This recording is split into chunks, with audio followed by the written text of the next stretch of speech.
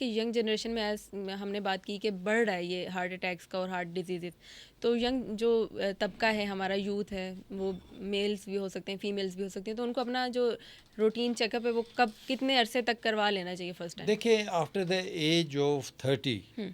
एक दफ़ा कम अज़ कम मैं समझता हूँ कि आपको अपना मुकम्मल चेकअप करवाना चाहिए। जी। उसके अंदर क्या क्या चीज़ शामिल है, आपका जो ब्लड प्रेशर है, हम्म।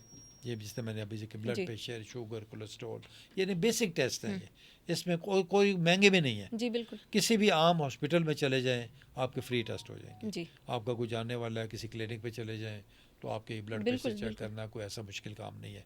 लेकिन इंतहाई अफसोस के साथ कहना पड़ रहा है हम्म। कि हम लोग डरते हुए चेक नहीं कराते। कि वो निकल ही ना आए। एक दफ़ा मेरे पास मेरे कोलीग थे, उसके डॉक्टर हैं हालांकि खुद जी। वो अपने भाई को लेके आए, वो भी डॉक्टर था, उसका जी। बीपी कोई 200/120 130 पे चला है, उसको ओ। चेक कराने आए।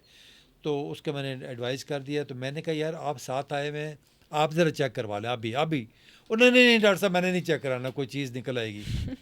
आप देखें, बीइंग डॉक्टर होते हुए, जनरल प्रैक्टिशनर थे वो, बिल्कुल। उन्होंने नहीं कराया, हम्म। नहीं कराया मुझसे चेक उसने।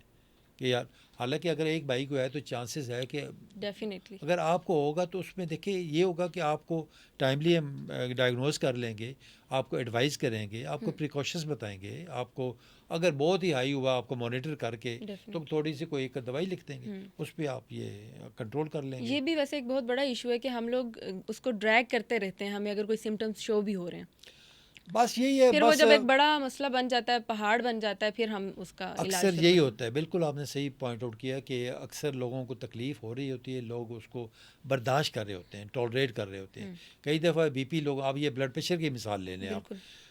मतलब ज़्यादातर लोगों ने इसको समझा होता है कि ये कोई ऐसा बीमारी नहीं है। नहीं है। हालांकि लाइट लिया हुआ है। High blood pressure, hypertension is a disease and it should be controlled with lifestyle, with dietary control and with medication which should be taken for lifelong। बड़ी ज़रूरी है बीमारी को, सबसे इम्पॉर्टेंट चीज़ है कि आप समझें कि यार ये एक बीमारी है और इसका क्या हल है।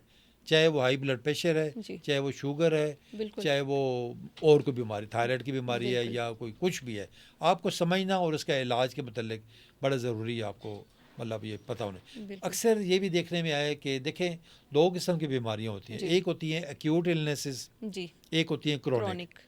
एक्यूट इलनेस वो होती है कि जो वक्ती बीमारी कह लें आप, जी ठीक है ना, किसी को गला ख़राब हुआ, जी। जी। बुखार हो गया, कोई चेस्ट इन्फेक्शन हो गई, कोई खांसी लग गई, लूज मोशन लग गए, पेट ख़राब, यही है ना जाम। बिल्कुल ऐसे ही। उसमें आपने 4-5 डेज़, या बहुत हुआ टाइफाइड बुखार हुआ तो आप 10 डेज़ मेडिसिन लेंगे, उसके बाद आपने कोई मेडिसिन इस्तेमाल नहीं बिल्कुल। की, ऐसे ही है ना। जी बिल्कुल। लेकिन बाज़ क्रोनिक बीमारियाँ होती हैं, वो कौन कौन सी होती हैं? हाई ब्लड प्रेशर है जिस तरह, बिल्कुल। डायबिटीज़ मिलाइटिस शुगर की बीमारी है, ठीक है। फिर थायराइड, जी। हाइपर थायराइड या हाइपोथायराइड, ये बीमारी है। फिर कुछ कैंसर्स होते हैं। जी बिल्कुल। ये मतलब ये दायमी बीमारियां हैं, क्रोनिक बीमारियां हैं, और इसमें आपने मेडिकेशन लाइफ लॉन्ग आपने खानी होती है। खानी होती है। और इसको समझना, लेकिन उसमें भी लोग डंडी मार जाते हैं। बिल्कुल। हाई ब्लड प्रेशर है, और डॉक्टर साहब जब कभी मेरा बीपी हाई होता है तो तो मैं तब खा दवाई खा लेता हूँ। लेता हूँ या खा लेती हूँ, तो अदरवाइज जो गलत है, ये मिथ गलत मतलब है। डेफिनेटली अगर डॉक्टर ने आपको कोई मेडिसिन दी है, उसने कुछ सोच समझ के ही दी है। आज बिल्कुल मैं ऐसा ये होता है। बताना चाहूँगा कि हाई ब्लड प्रेशर, जी। जिसको हाइपरटेंशन भी कहते हैं, बुलंद फिशार खून जी। उर्दू में कहते हैं बुलंद इसको, फिशार खून। बुलंद फिशार, ये इट्स अ साइलेंट किलर और it's father of disease, it's the main risk factor for heart attack, and when it's present there are double the chances of heart attack. Definitely. यानी इतना ये क्रूशल और इतना जी ख़तरनाक है, मतलब ना, तो इसको कंट्रोल करना इंतहाई ज़रूरी है, और कोई मुश्किल काम नहीं है। अपना लाइफस्टाइल ठीक रखें, खाना पीना ठीक रखें। इसके बाद अगर कोई बीपी बहुत हाई है तो आपको दवाइयाँ शुरू करनी पड़ती हैं, लेकिन कोशिश करें किसी एक जो कार्डियोलॉजिस्ट से शुरू जी। करवाएं, कॉम्पिटेंट कार्डियोलॉजिस्ट हो। आम जो जनरल जी। जी प्रैक्टिशनर्स हैं, या उनको नहीं इतना अंदाज़ा होता कि जी। कौन सी बिल्कुल मेडिसिन में बिल्कुल। लिखनी है, मेल को, फीमेल को, या ये क्या। इसके मतलब एक और सबसे इम्पॉर्टेंट जी। ज़रूरी चीज़ बताता जाऊँ हाई ब्लड प्रेशर के मतलब, कि ये आप यूँ समझें कि जिस तरह जी। एक स्प्रिंग है, स्प्रिंग को आपने अपने यूँ हाथों से दबा के रखा हुआ है, जब छोड़ते हैं किधर जाता है ये, फिर रिकॉइल, फिर दोबारा ऊपर बिल्कुल। स्पीड। इसी तरह अगर आपने मेडिकेशन से ब्लड प्रेशर को कंट्रोल कर लिया है, तो जब दवाई छोड़ेंगे फिर कहते ब्लड प्रेशर हो दोबारा एकदम पीक एकदम दोबारा स्पीड से ऊपर चढ़ेगा हम्म, और फिर वो ख़तरनाक रिजल्ट, बहुत ब्रेन हेमरेज कर देगा, स्ट्रोक कर देगा, हम्म, हार्ट अटैक कर देगा, गुर्दे फेल हो जाएंगे, ब्लाइंडनेस हो जाएगी। देखिए ना, ये मोटे मोटे ये है उसके बहुत साइड।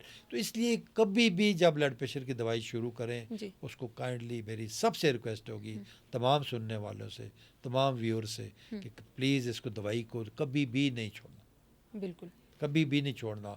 हाँ, अपने डॉक्टर से जब इन टच होंगे, जी इसमें थोड़ी बहुत रद्द-बदल हो सकती है। बिल्कुल अगर ब्लड प्रेशर आपका लोअर साइड पे जा रहा है तो दवाई थोड़ी सी कम करनी पड़ती है। अगर ब्लड प्रेशर दवाई खाने के बावजूद आपका हाई है तो दवाई थोड़ी सी हमें ज़्यादा करनी बढ़ानी पड़ेगी पड़ेगी, ठीक है सिंपल। लेकिन दवाई प्लीज़ प्लीज़ छोड़नी प्लीज़ नहीं कभी भी मत छोड़ें।